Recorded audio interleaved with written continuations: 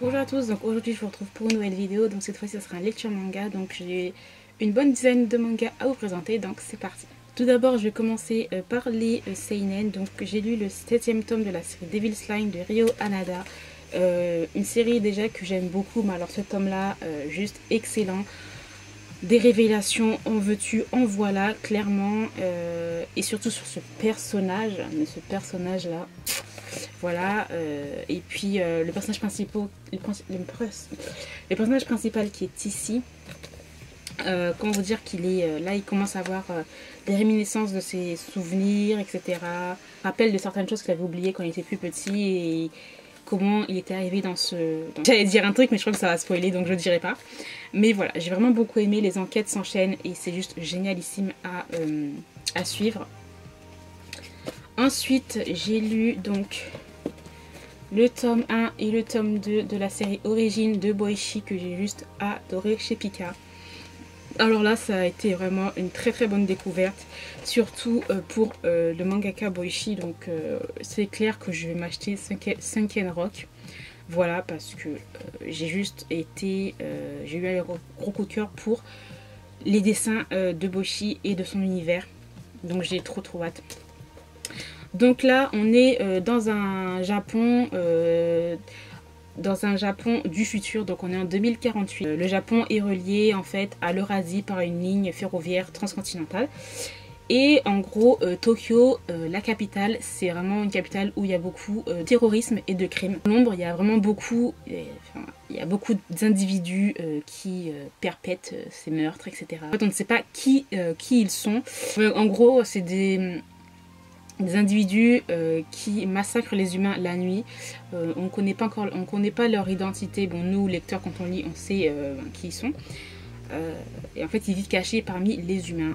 Et on va avoir Origine, donc Origine qui est là, c'est lui, son prénom c'est Origine, qui va vouloir et devoir les pourchasser.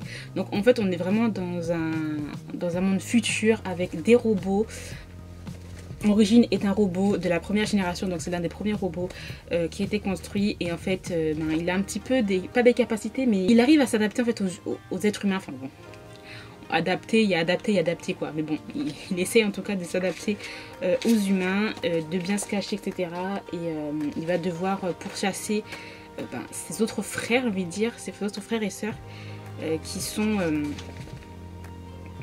qui tuent les humains pour, bien sûr, ils veulent quoi? Ils veulent le pouvoir, hein, et écraser les humains, détruire l'humanité et diriger le monde, quoi, en gros. Donc j'ai clairement adoré un tome rempli d'action. Par moments, il y a des petits moments, par moments, il y a des lenteurs. Il y a vraiment des lenteurs et tout. Mais bon, je pense que c'est fait exprès pour, voilà, pour déjà nous immerger déjà dans l'univers. Mais j'ai vraiment tout à fait adhéré, donc il y a vraiment des scènes assez violentes et en même temps il y a des scènes super marrantes et tout, enfin c'est un bon mix en fait, je trouve. Donc voilà, j'ai lu les 2 premiers tomes, mais où le deuxième tome, voilà. J'ai lu les 2 premiers tomes et j'ai juste adoré. Donc on a Origine qui commence quand même à avoir des caractéristiques et des sentiments humains, etc. à force de côtoyer certaines personnes. Donc voilà, j'ai vraiment adoré, donc je lirai le 3e tome pour sûr. Et comme je l'ai dit, c'est une très bonne découverte de Boichi, donc Sunken Rock sera bientôt dans ma mangatech. Ensuite, j'ai lu le 11e tome des Fleurs du Mal de Shuzo Shimi chez Kyun, donc le dernier tome. C'est un tome pour moi, qui est juste parfait, qui conclut exactement la série. Et j'ai vraiment beaucoup aimé le fait que à la fin, on change de point de vue et on a du point de vue de Sawa, comment elle voit le monde, comment est ce personnage. Et grâce en fait à ce point de vue qui met à la fin l'auteur, enfin le mangaka, j'ai encore plus compris Sawa, vraiment. Vraiment un seinen, un manga très psychologique. Ça, pour moi j'ai compris la fin, enfin pour moi c'est vraiment une fin que j'ai vraiment beaucoup aimé, que j'ai compris. Après j'ai l'impression que Shuzo Shimi c'est vraiment son truc. Il finit mais en même temps c'est pas vraiment fini. Voilà, donc moi j'ai vraiment adoré, c'est une fin parfaite. Donc voilà, je vous montre quelques dessins vite fait, mais pas Pas pour spoiler non plus, faut pas exagérer. Mais voilà. Bon voilà, juste génial. Et je continuerai à lire d'autres œuvres de cet auteur, de ce mangaka qui est un énorme coup de cœur. Franchement, je l'aime beaucoup. L'intimité Marie, Les Fleurs du Mal et son autre série Happiness qu'il faut que je continue.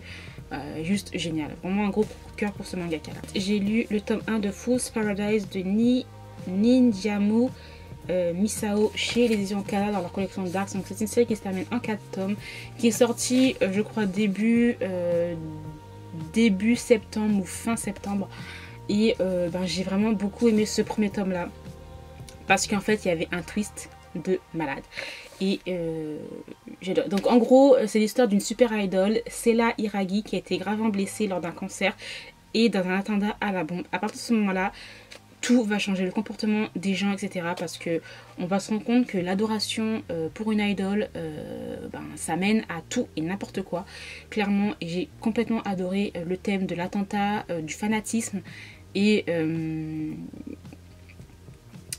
d'un autre sujet qui est vraiment très intéressant et qui, ce sujet, je ne vous le dirai pas parce que c'est vraiment le twist, c'est le twist de ce manga et de cette histoire. Donc pour un premier temps je trouve que c'était assez rapide pour savoir qui a été le coupable, etc. Donc très hâte de voir, très hâte de lire la suite pour voir ce que ça va donner pour l'évolution, etc. Dans tous les cas je vous dis que dans tous les cas je vous dis que la couverture en tout cas elle révèle beaucoup de choses. Après avoir lu le manga vous comprenez certaines choses par rapport à la couverture. Donc voilà, juste génial, j'ai vraiment beaucoup aimé. Donc je vous montre quelques dessins. Et là en fait on se rend compte que les gens en fait ils aiment tellement leur idol qu'ils peuvent faire n'importe quoi. N'importe quoi. Voilà. Et il y a vraiment eu un gros twist et je m'attendais pas à ça. Mais clairement pas, donc j'ai très hâte de lire la suite. Ensuite on va passer à du shoujo. Donc j'ai lu le premier tome de Awakoi de Kanan Minami. Donc c'est une série qui s'appelle en 2 tomes je crois, mais je suis pas trop sûre. Bref, donc j'ai vraiment bien aimé ce premier tome là. Donc je m'attendais pas... En fait je croyais que c'était assez, comment dire, assez prévisible. Mais en fin de compte ça a un peu changé et il y a beaucoup de choses qui se cachent. Donc j'ai vraiment beaucoup aimé ça.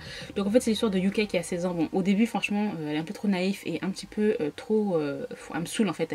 Elle fait des choses par rapport au regard des autres et j'aime pas ça en fait. J'aime pas quand les gens se comportent. Ils se comportent pas pour eux, enfin ils se comportent par rapport au regard des gens, par rapport à, on dirait, à avoir une approbation. Une approbation de quoi? De qui? C'est ta vie, c'est ton corps, c'est toi, tu fais ce que tu veux, voilà. Bref, passons. Et en fait elle rêve d'avoir enfin un petit ami et en fait elle va se lier d'amitié avec les filles les plus populaires du lycée. Donc voilà, c'est par intérêt bien sûr hein. Et il va y avoir, il va se passer il va y avoir un, comment ça s'appelle, un speed dating je crois, voilà, un speed dating où elle va rencontrer ce personnage là qui est lui un peu le contraire d'elle, qui est assez direct, voilà. Et en fait qu'il aime, enfin il lui dit les choses assez méchantes et elle ça va la surprendre le fait qu'il soit assez vrai. Commencer leur amitié, leur relation d'amitié amour, donc on va suivre tout ça. Les dessins sont toujours aussi jolis, aussi beaux. Donc je dirais le deuxième tome, parce que je crois que c'est pas une série qui est non plus hyper longue hein. Enfin je crois. Donc voilà, les fameux dessins de Kanan Minami. Alors ensuite j'ai lu le tome 3, le tome 4 et le tome 5 de Moving Forward de Nagamu Nanaji chez Akata. 2 tomes, mes 2 tomes préférés parce que on a une évolution des personnages. Psychologiquement c'est juste génialissime. Franchement j'adore la psychologie des certains personnages, c'est juste excellent. Et là en fait ce que j'ai beaucoup aimé et pourquoi c'est mon tome préféré, c'est qu'on a une autre évolution d'une relation qu'on n'attendait pas et que j'aime énormément. Donc franchement cette série est clairement plus profonde niveau psychologie par rapport à Banana à tout prix. Banana à tout prix, j'aime beaucoup, c'est un peu plus léger. Celle-là, clairement, elle te fait un petit peu réfléchir par rapport à certaines choses et on peut aussi se voir dans ces personnages-là. Donc j'ai vraiment beaucoup aimé. Donc voilà, j'ai trop hâte de lire la suite. Alors ensuite, j'ai lu le 3e tome de la série Game, Entre le corps de Mai Nishikata chez Akata. Donc un 3e tome qui m'a un peu déçu parce que je trouvais qu'il y avait aucune évolution entre les deux personnages. C'était genre 3 pas en avant, non, un pas en avant, 3 pas en arrière. Clairement, là-dedans, dans ce 3e tome-là, c'était ça. Après, voilà, dans l'ensemble, j'ai bien aimé, mais en fait, je m'attendais à autre chose. Donc, c'est pour ça que j'ai été un petit peu déçue, parce que les personnages, c'est du oui, c'est du non, c'est du jeu, c'est pas du jeu. Alors qu'on sait très bien qu'il y a un truc assez... qui a quelque chose de sérieux et tout, mais bon, ça avance pas. Donc, voilà pourquoi j'ai été déçue dans ce 3e tome-là. Donc, j'espère que le 4e tome sera encore mieux. Alors ensuite, j'ai lu le 3e tome de la courtisane d'Edo de Kanako Sakurakuji chez Pika. Une série coup de cœur. Franchement, une série coup de cœur. Et les deux personnages là, je vais vous spoiler, mais voilà, on a la conclusion de leur relation. Donc c'est trop bien. La fin de ce 3e tome là, c'était trop magnifique. Donc voilà, conclusion et tout, enfin, les deux personnages se mettent ensemble et bon, on sait que ça va être compliqué hein, parce que c'est une courtisane, donc ça peut pas gagner sa liberté comme ça, voilà. Ensuite, j'ai lu le 3e tome de la série Wild Love de Hiraku Miura, donc j'ai aimé sans plus, donc j'ai toute la suite de la série, donc je vais le lire. Mais je ne sais pas si je vais continuer, si je vais garder en fait la série. Parce qu'en fait, c'est un peu trop de superficialité. Les personnages sont vraiment pas profonds. Il y a beaucoup de... Enfin, je sais pas si vous savez, mais c'est pour un public averti. Il y a beaucoup de scènes ecchi. Même pas ecchi, érotisme même. Donc, il y a beaucoup trop de scènes imposées qui ne servent à rien. Et bon. Après, ce qui était intéressant, je trouve que c'est par rapport à la famille de ce personnage-là. Voilà. Les couvertures sont vraiment magnifiques. Mais clairement, c'est trop superficiel pour moi. Alors ensuite, j'ai lu le 5e tome de la série Coffee Elvania de Takara Akigami chez Soleil Manga que j'ai adoré. Donc là, en fait, les deux personnages vont être un petit peu... comment dire ça, les deux personnages vont être un petit peu séparés parce que le gars doit partir pendant un mois pour le boulot et tout, et il va y avoir un manque, il va y avoir un emménagement et tout. Enfin, j'aime vraiment beaucoup cette série, toute fraîche et tout, avec le dessin trop mimi. J'ai bien aimé en fait la fin de ce tome-ci parce qu'en fait on a une histoire bonus sur des personnages secondaires et je pensais pas qu'il y avait une petite histoire entre eux, donc c'était plutôt pas mal. Donc voilà, on va passer au yaoi. Donc j'ai lu le tome 2 de la série Not Equal de Rainbow Ike, donc le 2e et dernier tome de cette série. Donc j'ai bien aimé, mais très mitigé dans le sens où en fait on a une relation incestueuse. Donc merci mais non merci, en fait c'est trop bizarre. Quoique j'avais lu Forbidden de Tabita Suzuma, que je vous conseille de le lire, mais la façon dont c'était écrit c'était juste... magnifique, voilà. Mais là en fait il y avait vraiment un malaise, il y avait quelque chose qui me gênait en fait dans leur relation. Donc il y a un petit côté fantastique parce qu'il y a un retour dans le temps. Donc on a un fils qui connaît pas son père, qui va le voir, et puis un jour il va traverser le temps et il va revoir son père plus jeune. Il va commencer à avoir une relation entre eux, et puis ensuite ils vont revenir dans ce tome là dans le présent. Et ils vont essayer d'avoir une relation et tout. Enfin, même eux, ils le savent que c'est une relation, voilà, qui... Une relation taboue, une relation qu'ils ne doivent pas avoir et tout. Et, voilà, c'est un petit peu caché tout ça. Les dessins sont pas mal. Hein. On voit bien que c'est les premières planches de Rainbow Ike. Voilà. Donc, comme je vous dis, c'est un manga, je suis mitigée. Parce que à cause de cette relation taboue et tout... Voilà, c'est pas pour tout le monde, hein, clairement, donc oui et non. Alors ensuite, j'ai lu le 4e tome de Electric Illusion de Yonezu Nekota chez Teifu, un tome que j'ai juste adoré. Enfin, cette série, j'aime beaucoup. Et ce mangaka là, j'adore. Donc c'est le mangaka qui a fait Treat Me Gently Please.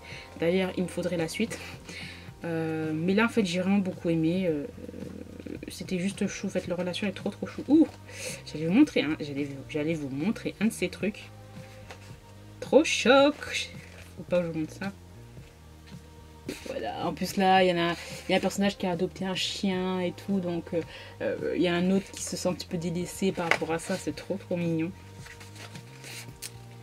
Donc voilà, j'ai vraiment beaucoup aimé, donc c'est une série qui est toujours en cours et ça prend énormément de temps à continuer, donc je ne sais pas quand est-ce qu'on aura le tome 5, clairement. Et pour terminer, donc j'ai lu la petite novella Little by Little, donc c'est de Junto Gai et Narcissus, voilà, qui est hyper court, donc il doit y avoir peut-être 15 pages, même pas, ouais, même pas 12 pages.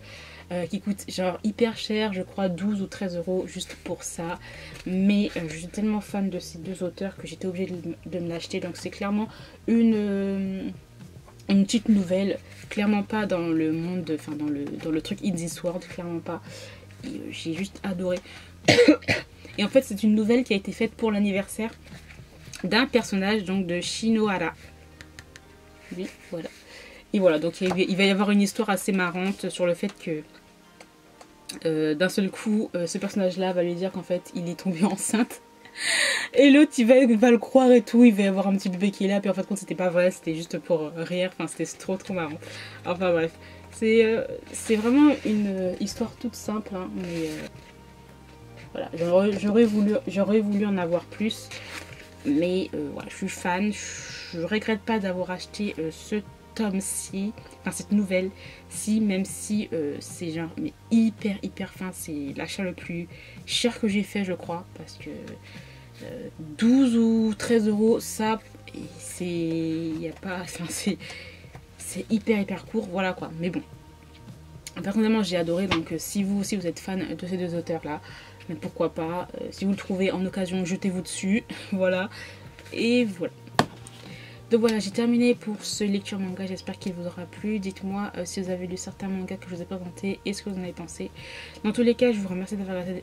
Dans tous les cas, je vous remercie d'avoir regardé cette vidéo jusqu'au bout. Et puis moi, je vous retrouve très bientôt dans une nouvelle vidéo. Bye!